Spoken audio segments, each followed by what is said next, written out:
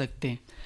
حسن بھائی جب تک بھائی ہمیں جوائن کرتے تب تک میں ابتدائی سوال کرنا چاہوں گا کہ ابھی حال ہی میں ہم نے ایک مناظرہ دیکھا جاگیر فدق کے مسئلے پر۔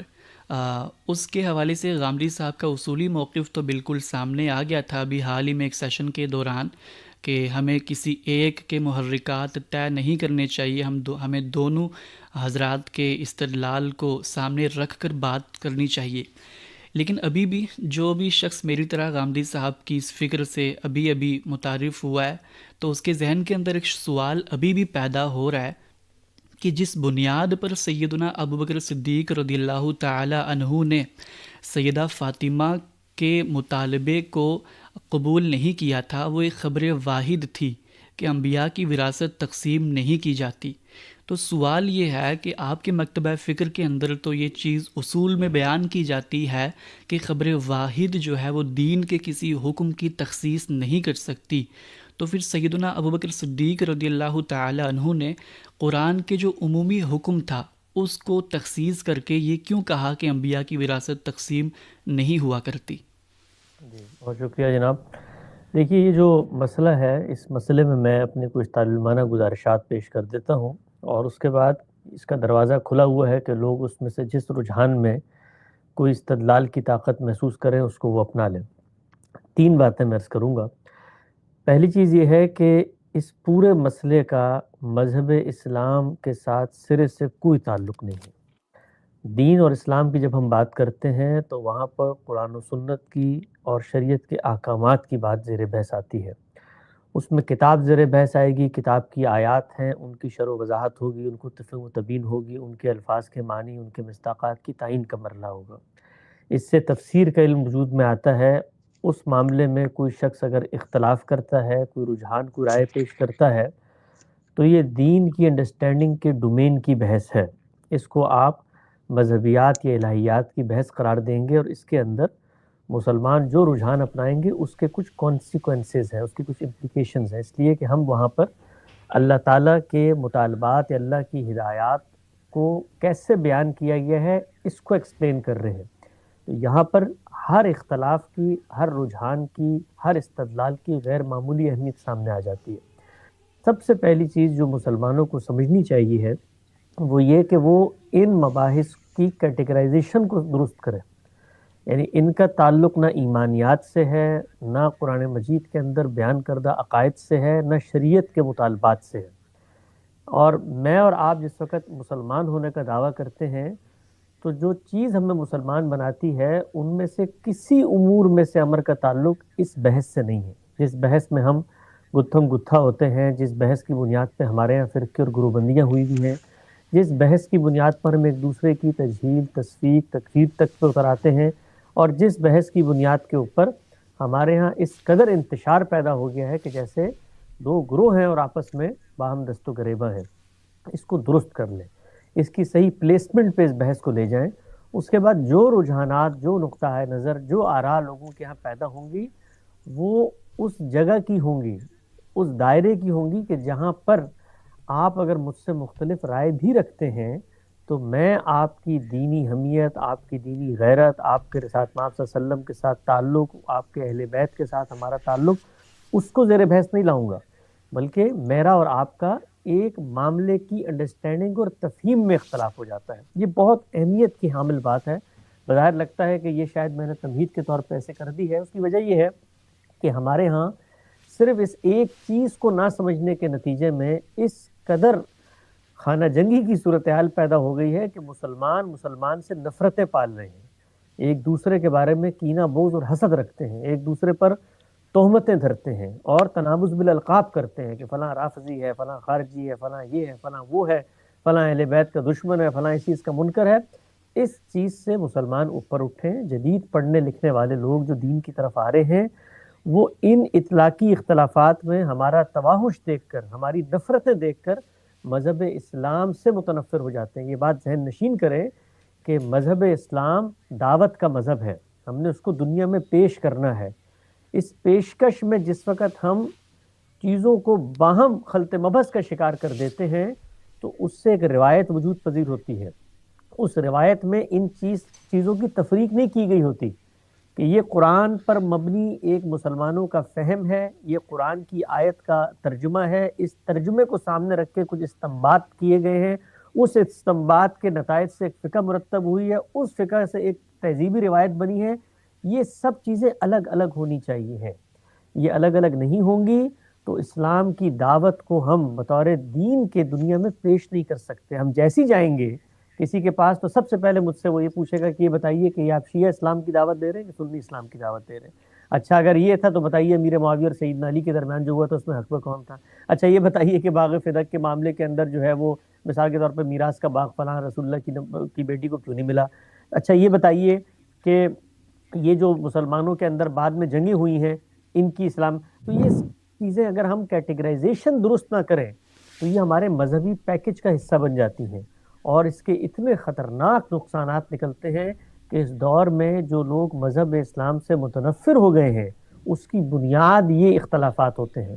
تو الگ الگ کرنا اس لیے ضروری ہے. اس پہلے نقطے پر اصرار کے بعد میں یہ عرض کروں گا کہ یہ جو معاملہ ہے، یہ معاملہ اگر شریعت کے احکامات پر عمل درآمد کا ہے، ظاہری بات ہے اگر میں حکمران ہوں تو دین اور شریعت نے کچھ ذمہ داریاں مجھے دی ہیں، اگر میں عام آدمی ہوں تو دین اور شریعت کی کچھ ہدایات مجھ سے متعلق کرتی ہیں. اس کا مطلب یہ ہے کہ اب میں نے ان پر عمل درآمد کرنا ہے. شریعت کی کسی ہدایت پر عمل درآمد کرنے کے لیے کون شخص جواب دہ ہے، یہ دین نے ہمیں دو ٹوک انداز میں اصولی طور پہ بتا دیا ہے، اور ہمیں یہ بتا دیا ہے کہ وَلَا تَزِرُ وَازِرَةٌ وِزْرَ أُخْرَى، کوئی کسی کا بوجھ نہیں اٹھائے گا. ہر شخص اس دنیا میں ارادے اختیار لے کر معرض امتحان میں ہے. اس امتحان میں شریعت کی ہدایات آپ سے متعلق ہوتی ہیں تو آپ نے ان پر عمل درآمد کرنا ہے اور آپ جواب دہ ہیں. مجھ سے متعلق ہوتی ہیں تو میں نے عمل درآمد کرنا ہے اور میں جواب دہ ہوں. کچھ امور ایسے ہوتے ہیں کہ جس کے اندر میں اور آپ دونوں ایک فریق کی حیثیت اختیار کر جاتے ہیں. مثلا ریاست کے اندر اگر کسی شخص کو اللہ نے کچھ ہدایات کی ہیں، مخاطب تو وہ ہے ان کا، لیکن اگر وہ ان پر عمل درآمد نہیں کرتا تو کچھ میری بھی دینی اخلاقی ذمہ داریاں پیدا ہو جاتی ہیں. مثال کے طور پر اللہ تعالیٰ نے ایک مسلمان حکمران کو پابند کیا ہے کہ اس نے شریعت کے مطابق فیصلے کرنے ہیں. وہ مسلمان حکمران شریعت کے مطابق فیصلہ نہیں کرتا تو اب میری یہ دینی ذمہ داری ہے کہ میں اس کے بارے میں ایک رویہ اپناؤں. وہ رویہ یہ بھی ہو سکتا ہے کہ میں دل میں اس کو برا جانوں، وہ رویہ یہ بھی ہو سکتا ہے کہ مجھے حوصلہ مندی اور طاقت محسوس ہو، میں پوری قوم کو منظم کروں اور اس کے خلاف طاقت ہونے کے بعد خروج کی شرائط کو پورا کرتے ہوئے اقدام کر دوں. تو یہ سب چیزیں ہوں گی. تو اس طرح کے معاملات بھی دنیا میں ہوتے ہیں. شریعت کی ہدایات کسی شخص کو دی جائیں جس میں ہم اور آپ بھی ایک فریق کے طور پہ شامل ہو جاتے ہیں. یہ جو قضیہ ہے، اس قضیے میں سیدنا ابوبکر نے جو اقدامات کیے ہیں وہ حکمران کی حیثیت سے کیے ہیں. اب حکمران کی حیثیت سے ظاہری بات ہے دو تین چیزیں ہیں جو ان سے متعلق ہوتی ہیں. پہلی یہ کہ کوئی بھی فیصلہ انہوں نے کرنا ہے وہ عدل و انصاف کی بنیاد پر ہونا چاہیے ہے. دوسری یہ کہ اگر شریعت نے کسی چیز کو مقرر کر دیا ہے تو وہ اس کی خلاف ورزی نہیں کر سکتے. یہ طے شدہ بات ہے. اگر وہ اس کی خلاف ورزی کریں گے تو عند اللہ بھی جواب دہ ہوں گے اور عند الناس بھی وہ اس کا جواب لوگ ان سے طلب کریں گے اور ان کو جواب دینا پڑے گا. اور اگر جواب نہیں آئے گا تو ایک رائے ایک اطلاقی معاملے میں ان کے بارے میں بنے گی کہ اس معاملے میں انہوں نے شریعت کے باب کے اندر جو ہدایات تھیں اس کو اس طرح سے پورا نہیں کیا. ایک احترام کے رشتے کے ساتھ، کیونکہ جو کچھ معلومات ہمیں مل رہی ہیں اس کا ماخذ تاریخ ہے، ہمارے سامنے سیدنا ابوبکر کا براہ راست موقف موجود نہیں ہے، تو احتیاط کے جذبے کے ساتھ جو بھی حکم لگانا ہے وہ ہونا چاہیے. اس کی میں کتنا سی مثال دیتا ہوں. مثال کے طور پہ قرآن مجید نے وراثت کے حصے مقرر کیے ہیں. ان حصوں میں میرے اور آپ کے لحاظ سے قرآن دو ٹوک ہے، قطعی ہے، لیکن سیدنا عمر کی نسبت سے ہمیں بعض روایات ملتی ہیں جن میں ان کے اطلاقی فیصلوں میں قرآن کے دیے ہوئے قانون کو بظاہر ہماری نظر میں ملحوظ نہیں رکھا گیا. اب ہم اس میں کیا رویہ اپناتے ہیں؟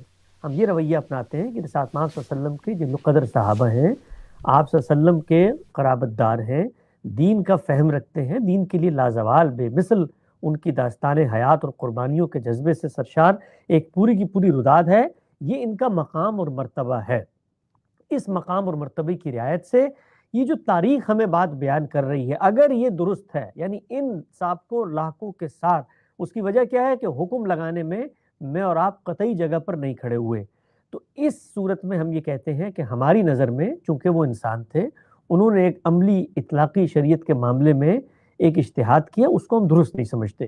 تو سیدنا ابوبکر نے اگر دین اور شریعت پر عمل درآمد کرتے ہوئے کسی معاملے کے اندر کوئی اقدام کیا ہے تو مسلمانوں میں سے ہر ایک کو، جس طرح ان کے عہد میں یہ کہنے کا حق تھا کہ سیدنا ابوبکر کا، خلیفہ اول کا، یہ اقدام خلاف عدل ہے یا مثال کے طور پہ خلاف شریعت ہے، یہ حق آج تک باقی ہے۔ ہر شخص کے پاس یہ حق ہے کہ وہ اس حق کو استعمال کرے اور اپنے دلائل کو عزت کے ساتھ، وقار کے ساتھ، علمی استدلال کے رویے کے سامنے رکھتے ہوئے اور دین اور شریعت سے الگ کر کے، دین اور شریعت کی ہدایات کو ایک تاریخی شخصیت کے اطلاقات کی روشنی میں تجزیہ کرتے ہوئے پیش کرنے کا وہ یہ حق رکھتا ہے۔ اس حق کو نہ اہل تشیع سے کوئی سلب کر سکتا ہے، نہ کسی اور مکتب فکر کے لوگوں سے۔ جس طریقے سے کسی کو یہ کہنے کا حق ہے، اسی طریقے سے ایک دوسرے فریق کو اس کی توجیہ کا حق ہے، اور دوسرا فریق جب اس کی توجیہ کرے تو پھر اس فریق کو متون ٹھہرانا، اس کو منکر اور دشمن اہل بیت گرداننا اس لیے کہ وہ آپ کے استدلال پہ نہیں کھڑا، یہ خلاف علم رویہ ہے۔ اس رویے کی علم کی دنیا میں کوئی گنجائش نہیں ہے۔ یہ اختلافات اطلاقات کے اندر ہوتے ہیں، مسئلے کو سمجھانا چاہیے لوگوں کو حقیقت کے ساتھ۔ دیکھیے مسئلہ ہے کیا؟ مسئلہ یہ ہے کہ ایک حکمران وقت ہے، اس کے سامنے ایک سچویشن ہے، اس سچویشن میں قرآن مجید نے کچھ فیصلے کیے ہوئے ہیں، مثال کے طور پہ کہ پیغمبر کے گزر اوقات کیسے ہوں گے۔ جس وقت مسلمانوں کو فتوحات کا سلسلہ شروع ہوا، خیبر جیسی بڑی سلطنت یا بڑی ریاست یا بڑی علاقہ یا اراضی ان کو حاصل ہوئی، تو اس میں قرآن نے کچھ فیصلے کیے، مثال کے طور پہ کہ اس کا ایک حصہ رسالت مآب صلی اللہ علیہ وسلم اور آپ کے اعزہ کے لیے مقرر کر دیا گیا ہے، وقف کر دیا گیا ہے، اور اس کی ثوابدید کیا ہے؟ رسالت مآب صلی اللہ علیہ وسلم کی۔ اب رسالت مآب صلی اللہ علیہ وسلم کی خود دو حیثیتیں ہیں، ایک بطور رسول کے اور ایک حاکم وقت کے۔ اب جو اراضیاں ملی ہیں وہ اراضیاں ملی کسے ہیں؟ ریاست کو ملی ہیں۔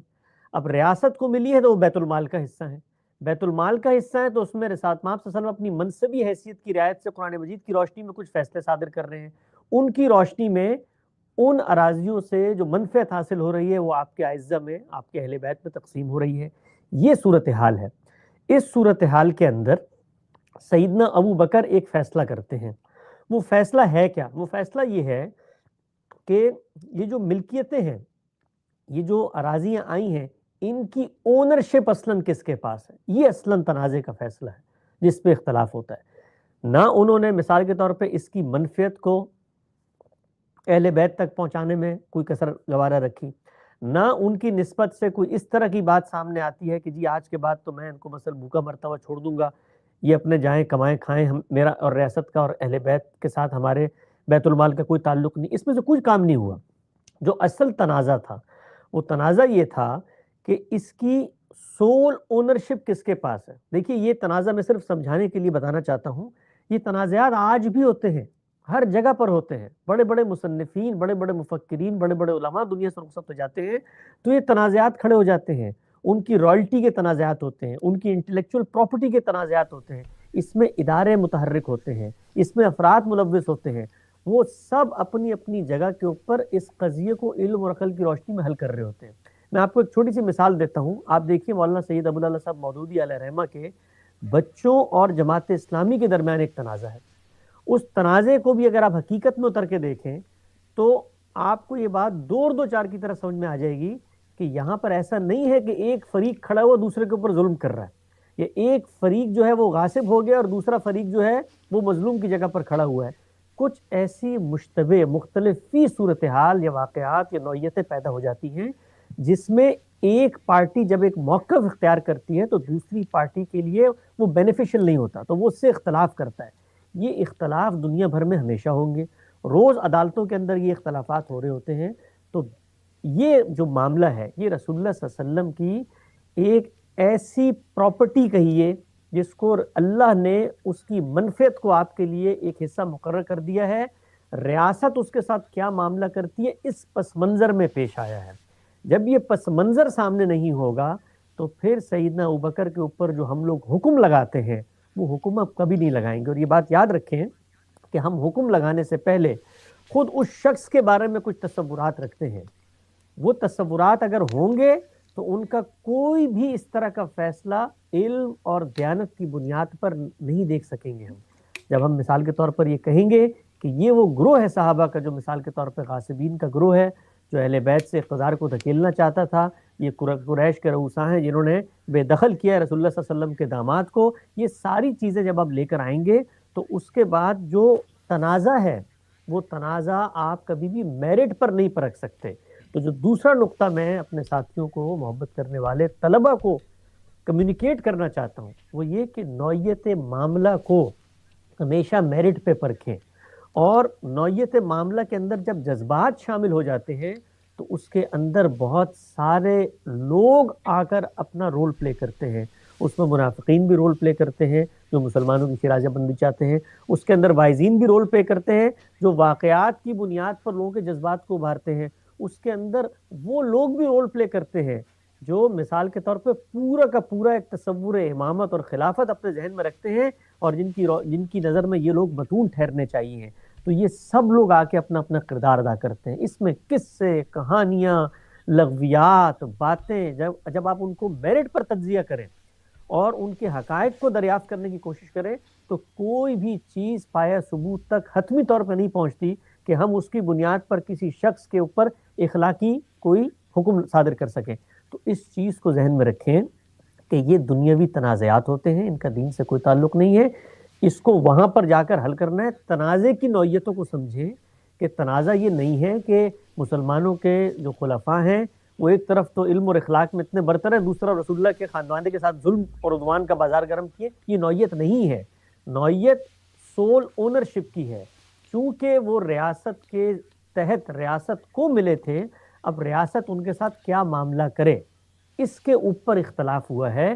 یہ اختلاف آج بھی ہوگا، کل بھی ہوا ہے، آنے والے وقتوں میں کوئی مسلمان حکمران آتا ہے. آپ دیکھیے اس کی ایک اور مثال سواد عراق کی زمینیں ہیں.